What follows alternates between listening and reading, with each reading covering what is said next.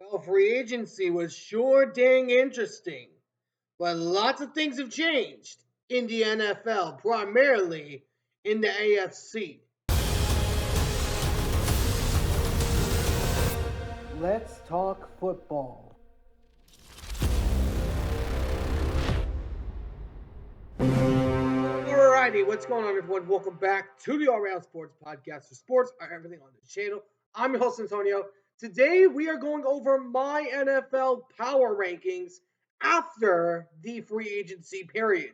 Now, as we know, there was a lot of very good signings and some very questionable signings and releases. I'm looking at you, San Francisco.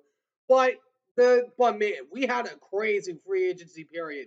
Lots of teams got better in that phrase, but some kind of diminished. And that includes a lot of different teams, but I'll get into all that soon. But before we get started into the power rankings, if y'all do enjoy this video, please share it to me a big favor and smash the like button down below. Subscribe if you haven't already. But for now, let's get into the rankings. Also, before we get started in this video, I have a new template on showing on who I have at that spot, and I'm going to preview that today to kind of preview what my thing is going to look like when the teams clinch. So be sure to tune in for that. But anyways, enjoy the video. And for the honorable mentions, I want to throw out a few honorable mentions. Those six teams are the Bengals, Packers, Chargers, Bears, Seahawks, and Texans. The Bengals, I really like their team. I just think personally, if they go out there and get a few more defensive guys, that'll land them inside of the top 10. Packers, they've not been too active this offseason, so I had to drop them at least a little bit, especially after what happened to Philly last year. Damn the Chargers. I like the moves that they've done, but I need to see Jim Harbaugh do some more in the offseason. Bears, I really like the moves they've done. We need to see it first because we don't know when it comes to the Bears. Seattle, I really like the team they got around them. But unless they show that Sam Darnold can be that guy, I don't have him in the top 10 yet. Yet. That's a key word right there. But then Texans, I like their moves, but I personally believe they need more defensive line, which is why I have them outside of the top 10. Now let's get into the number 10 spot. In at number 10, you got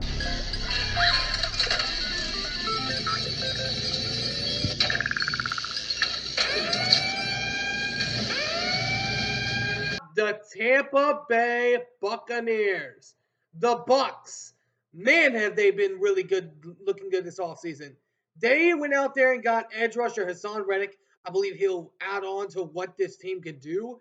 They also got Sterling Shepard, re-signed Levante David, and Chris Scott, which I believe was a big must for the Bucks last offseason. But I look at the Tampa Bay Buccaneers. The Falcons clearly ain't going to challenge them for the division anytime soon.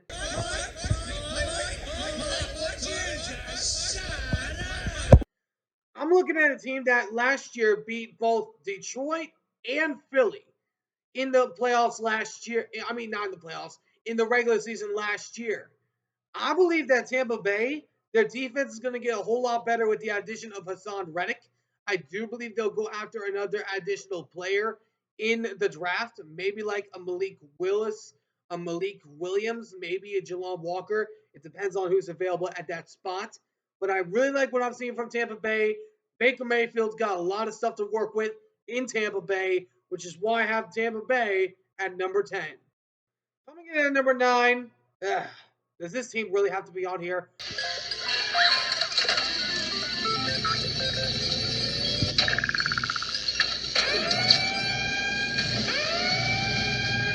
The Los Angeles Rams. The Rams. When they wound up getting Devontae Adams, they could have had the most dangerous trio in the league. But instead, they released Cooper Kupp, and they went to the division rival Seattle Seahawks.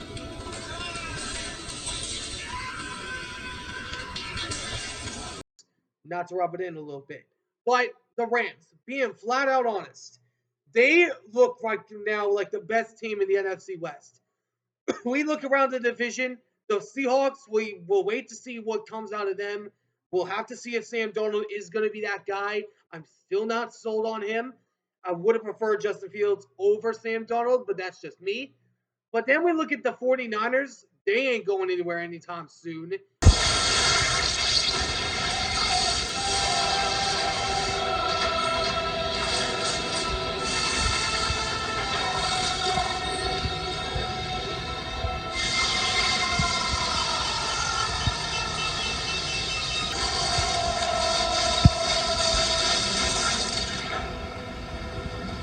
They, as a matter of fact, dropped dramatically. I don't even have them at anywhere in the top 10. That's how bad they diminished. But then I look at the Cardinals. I still need to see the Cardinals, primarily against the Seahawks.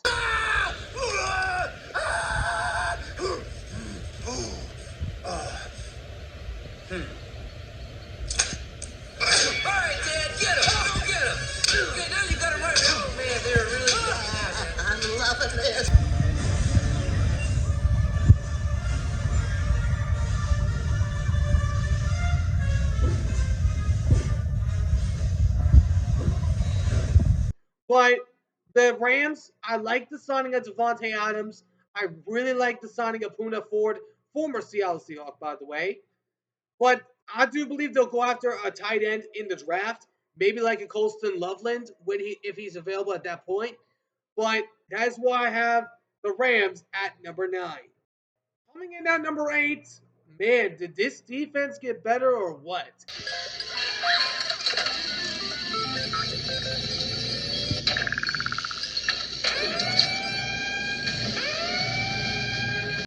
You got the Denver Broncos. The Broncos. They might actually be a threat to Kansas City now.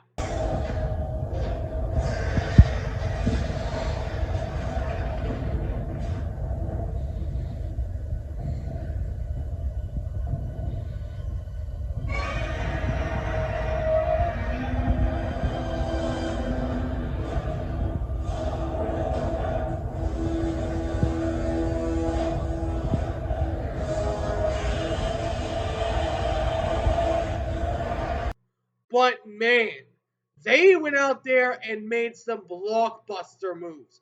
They not only went out there and got Drake Greenlaw to Lee Hufunga, they also got tight end Evan Ingram on top of that. But this defense is gonna be really good next year. I trust that defense in Denver right now. They right now are showing me a lot of promise. And the Broncos, if they can get some offensive guys in free agency and also in the draft and replace Javonte Williams because we know he went to the Cowboys. But if they can go out there and replace some of those needs that they have, wide receiver, running back, more offensive line, maybe the Broncos could be the biggest threat to the Kansas City Chiefs inside of their division, which I'll touch on them later. But that is why I have the Broncos at number 8. At number 7, man, was this team cooking in free agency.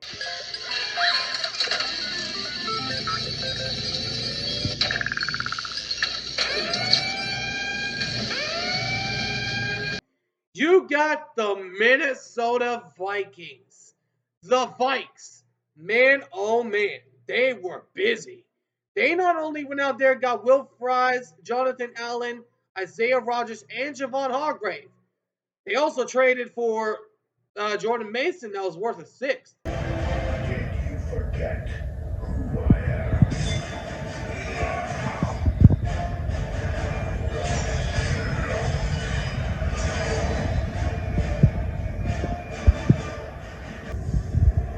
What have I done? I mean, that's a steal for me because I believe he was worth a 6th. I mean, a 2nd or 3rd round pick. That's my perspective on that. But you also re-signed Byron Murphy Jr. You brought in Rondale Moore that could help you guys out. But I really like what I am seeing from this team in next season.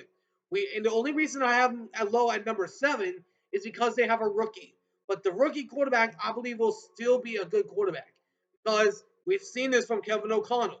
No matter what quarterback you put in behind there, whether it's Kirk Cousins or Sam Darnold, he can turn them into stars. And I'm expecting the same thing to happen with Mr. JJ McCarthy, which is why I have the Vikes at number 7. Coming in at number 6, the NFC Championship runner-up.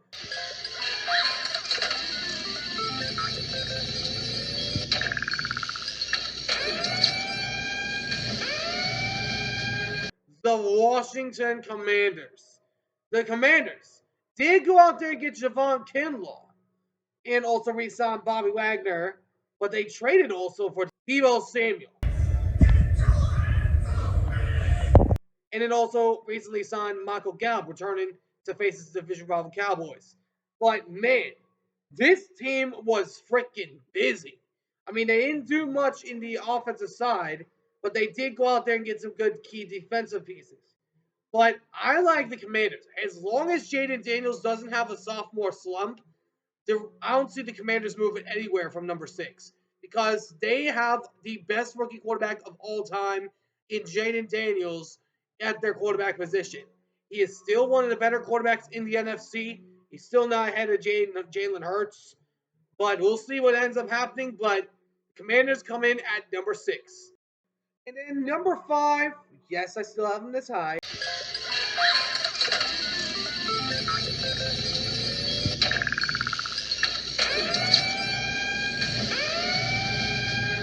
The Baltimore Ravens. The Ravens. They were busy. They re-signed Ronnie Stanley, preventing him from going to the Chiefs, and also got DeAndre Hopkins to pair up with Zay Flowers, and also their offensive guys.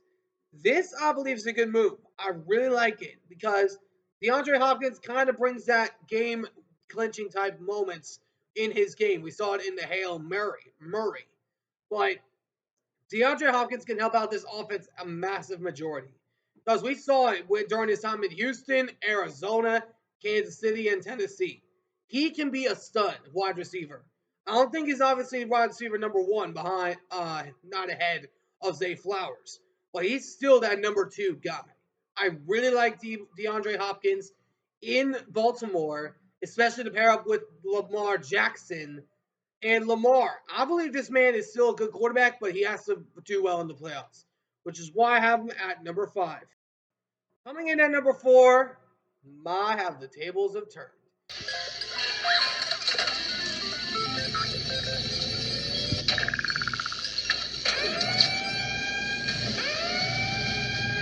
The Kansas City Chiefs. It's a bit odd not saying them as defending Super Bowl champions. It's a bit odd. But still, the Kansas City Chiefs, after getting absolutely annihilated in the Super Bowl last year,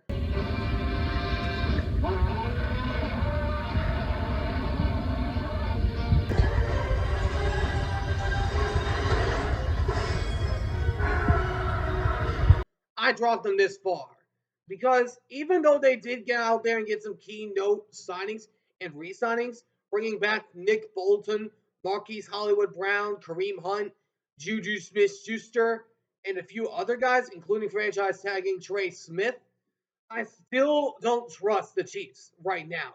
Now, I still believe in Mahomes, but not as much as I used to. Because Mahomes, Travis Kelce did not have the better year last year, which I just heard from news recently coming out. He officially married Taylor Swift. It's official now, so. But, man, the Chiefs, I believe they're going to drop a little bit. I'm not going to expect them to, miss the playoffs and all that. But it's a possibility. But it's still not changing the fact that they are still the best team in the AFC at this current moment in time. Not ahead of the team I'm about to have next. But that's why I have the Chiefs at number 4. Coming in at number 3, yes, I did it.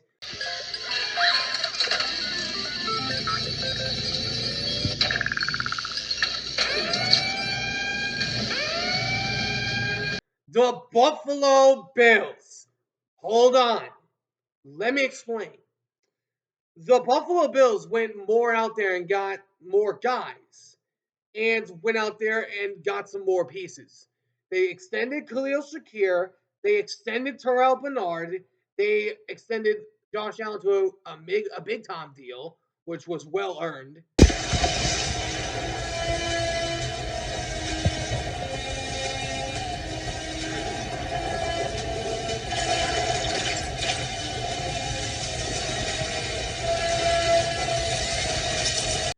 And then also they kept Damar Hamlin, Ty Johnson, went out there and got wide receiver / returner Laviska Shenault, and also got Joshua Palmer, and Joey Bosa. That's not a lot, but still, they are still a good team.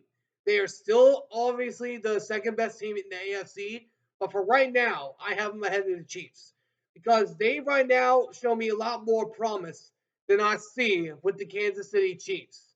At the moment, I'm not saying I'm going to keep them in here at the beginning of the season, but for right now, based on the moves I've seen from the Bills, that's why I have them at number 3. Coming in at number 2, you got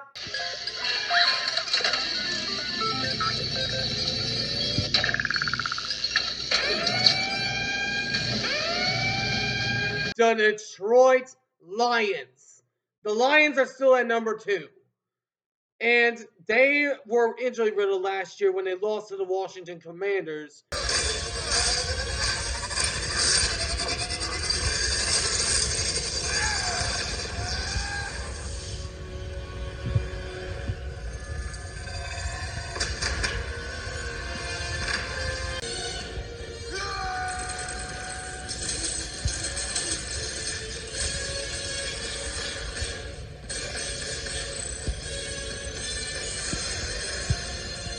But still, they are a good football team still. They are still a really good football team. They did let go of Zadarius Smith, which I'm questioning that. But they also went out there and got Tom Grazi's most wanted player, DJ Reed, which continues to Detroit continues to steal Tom Grazi's team players that he wants for the Green Bay Packers continuously.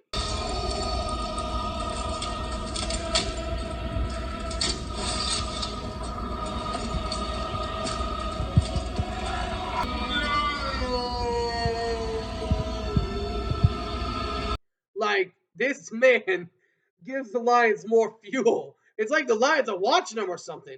It's kind of that funny. But the Lions, being all out serious, they are still the second best team in the NFC.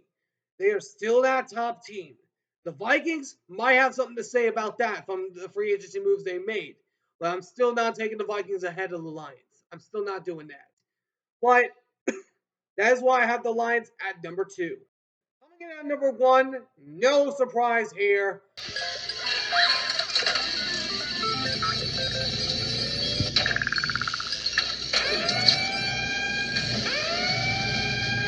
The defending Super Bowl champion, the Philadelphia Eagles. Am I?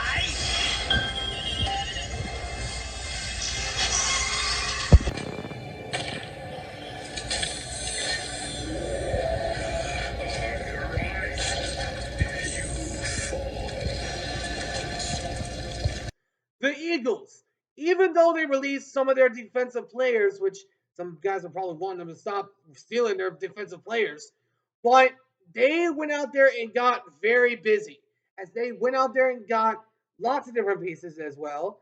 We brought in Zach Bond, they extended Saquon Barkley, making Giant fans even more miserable. They got Azeez Ojulari from the New York Giants. That is a big steal in my mind, considering on what he is. Joshua Uchi, who was previously with the Chiefs, from what I remember. And then also they went out there and got Harrison Bryant and Kellen Grandson, which made and 2 good other tight ends to pair up with Dallas Goedert. But I'm looking at this Eagles team. There's nobody ahead of them right now. They are still the defending reigning Super Bowl champions. They are still the best team in the NFL. And until someone knocks them off, they are going to be at number 1 for the beginning of the season, which is why I have them at number uno. To recap the list, it is Eagles 1, Lions 2, Bills 3, Chiefs 4, Ravens 5, Commanders 6, Vikings 7, Broncos 8, Rams 9, and the Buccaneers coming in at number 10. Let me know in the comments what you guys think down below. Do you guys agree with my list or do you disagree? Let me know in the comments what you guys think down below. But anyways, I hope you all enjoyed this video. If you did, please make sure to do me a big favor and smash the like button down below. Subscribe if you haven't already. But for now, until next time, I'll see you all in the next one. Ciao for now.